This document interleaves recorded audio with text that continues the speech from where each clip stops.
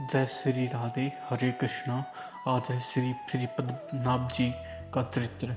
श्री कबीरदास जी की कृपा से श्री पद्मनाभ जी ने परम तत्व श्री राम महाराज के महात्म्य को भली प्रकार से जाना। श्री भगवान नाम ही आपका परम धन था। श्री नाम को ही आपका महामंत्र मानते थे। श्री नाम की ही आप सेवा पूजा करते थे और आप जप को ही भगवान की सेवा पूजा समझते थे तथा नाम जप ही समस्त जप तप तीर्थार्थी साधन समझते थे। श्री नाम के अतिरिक्त अन्य साधन सत्य कुछ भी नहीं जानते थे। वे नामारूग्य अनुरागियों से प्रीति करते थे तथा नाम से विमुख जनों एवं विरोधियों से बैर करते थे। इनका विश्वास था कि भगवान का नाम चाहे प्रेम पूर्वक लिया जाए चाहे वैर पूर्वक, दोनों प्रकार से ही नाम लेने पर श्री नाम महाराज उसका कल्याण ही करते थे। वे ही श्री नाम को ही नामी अर्थात परम ब्रह्मा परमात्मा कहते थे। उनका दृढ़ विश्वास था कि श्री भगवान नाम ही जो जीव को भाव बंधन से छुड़ाने वाला है। श्री नाम महाराज के इस तत्व के साक्षी श्री अजामिल जी हैं। श्री राम नाम तो श्री राम जी से भी बड़ा है। यह बात श्री हनुमान जी ने श्री राम के सम्मुख ही कही है। श्री पद्मनाभ जी का संक्षिप्त परिचय इस प्रकार है। श्री पद्मनाभ जी श्री कबीरदास जी के शिष्य थे। गृहस्थाश्रम में आपको साक्षात करने तथा दूसरे पंडितों को पराजित करने का व्यसन तथा बड़े बड़े विद्वान पंडित भी आपसे शास्त्रार्थ करने में बढ़ाते थे।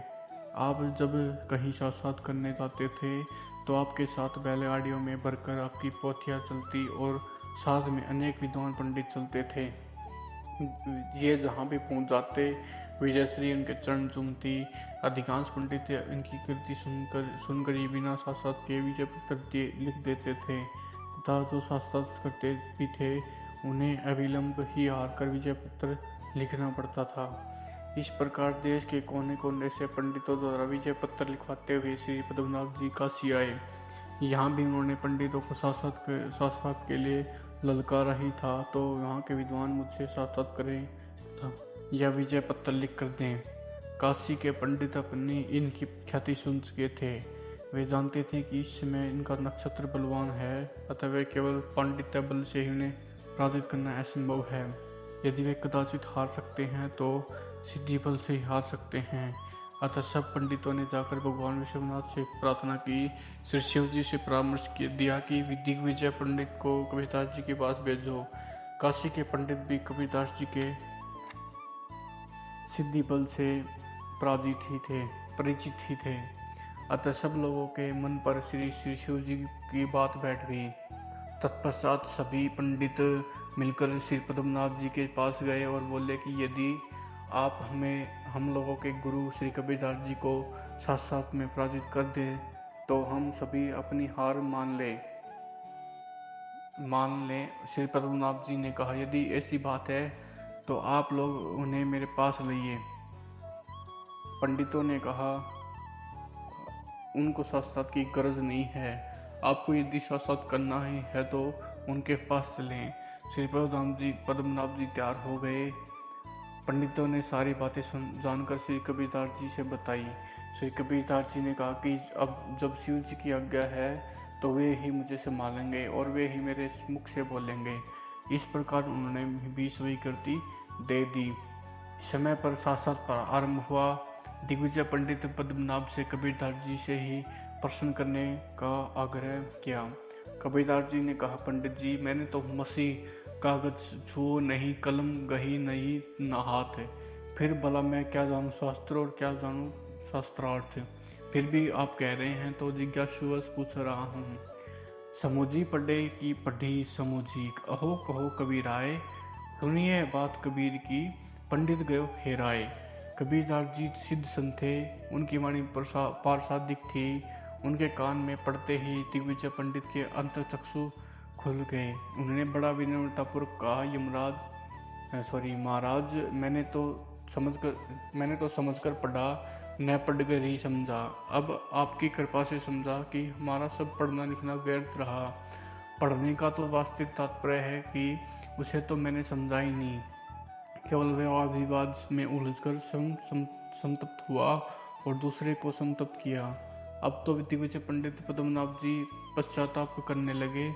उन्होंने अपनी उसी क्षण निश्चय किया कि अब मैं कभी साथ नहीं करूँगा। साथ आए पंडितों को बैलगाड़ी पर लदी पुस्तकों के साथ उन्होंने वापस कर दिया और स्वयं कबीरदास जी की शरण ली। पद्मनाभ जी ने पंडित और पात्रता तो थी, अहंकार की भी निवृत्ति हो गई थी। अतः कबीरदास जी ने उन्हें श्री राम मंत्र भी दीक्षा दी। श्री पद्मनाभ जी का अब तो जीवन ही बदल गया था। निरंतर नाम जप करते और भगवान ही की मानसी सेवा करते थे। कहते हैं कि एक दिन आप प्रभु की मानसी सेवा कर रहे थे। भावावेश में सभी व्यंजनों के नाम लेकर प्रभु को नैवेद्य लगा रहे थे। उसी समय एक सज्जन वहां कर खड़े हो गए और उनके क्रियाकलापों को देखने लगे। उनके मन में इस बात का बड़ा कौतूहल हो गया था कि बाबा जी नाम तो 56 प्रकार के व्यंजनों को ले रहे हैं और कुछ भी नहीं। थोड़ी देर बाद उन्होंने अपने प्रणाम किया तो आपने उससे भावावेश में उन्हें प्रसाद दे दिया। इस सज्जन को यह देखकर बड़ा ही आश्चर्य हुआ कि प्रसाद में वे सारी वस्तुएं हैं जिनका श्री पद्मनाभ जी द्वारा नाम लिया जा रहा है। एक बार की बात है, काशीपुरी में निवास करने वाले एक सेठ को असाध्य गणित कुष्ठ हो गया था। ऐसी स्थिति में श्री गंगा जी में डूबकर मर जाने का संकल्प करने के डूबने को चला। उसमें उसके साथ लोगों की बहुत बड़ी भीड़ गंगा तट पर एकत्रित हो गई थी। स्वयं पर श्री पद्मनाभ जी उधर से ही जा निकले। भीड़ देखकर समीप जाकर पूछा, लोगों ने बताया। तब उन्होंने कहा कि उसे पकड़ो, डूबने मत दो और उसके शरीर से बंधन खोल दो। उससे कहो कि श्री गंगाजल में स्नान करे। स्नान करते समय 3 बार श्री राम नाम कहने मात्र से ही उसका शरीर नवीन हो जाएगा। उसे वैसा ही किया तो सचमुच उसका शरीर नवीन हो गया। फिर तो उसे जीवन पर्यंत बुद्धि को सुस्थिर करके भगवान की भक्ति की। उसके बाद श्री पद्मनाभ जी ने श्री गुरुदेव कबीर के पास जाकर सब वृत्तांत कहा तो उन्होंने कहा कि हो, तुमने श्री राम महाराज की जात में नहीं जानी। अब तो तुच्छ रोगों के लिए 3 बार भगवान नाम चरण कराया। अरे यह कार्य तो नाम के आभास मात्र से हो सकता था। जय श्री राधे, हरे कृष्णा।